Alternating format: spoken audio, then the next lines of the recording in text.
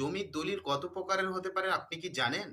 জমির দলিল বিভিন্ন রকমের হতে পারে। দেখতে পাচ্ছেন এই যে একটা বন্টননামা দলিল, বিক্রয় করেছে সেই দলিল বা গিফট করেছে সেই দলিল বা প্রবেট কেস মূলে দলিল। কোনো জমি আদালতে বিচারাধীন আছে এবং তার হচ্ছে প্রকৃত ডিগ্রি মূলে সে দলিল করেছে, তাহলে জমির প্রকৃত মালিক কিভাবে বুঝবেন?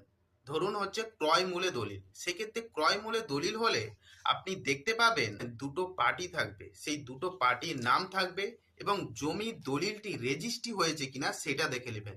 এই যে রেজিস্ট্রি অফিসের প্রকৃত সিল কিন্তু দেয়া থাকবে এবং দুই পার্টি ক্রেতা এবং বিক্রেতা দুইজনেরই কিন্তু নাম থাকবে, দলিলের প্রথমেই কিন্তু দেয়া থাকবে।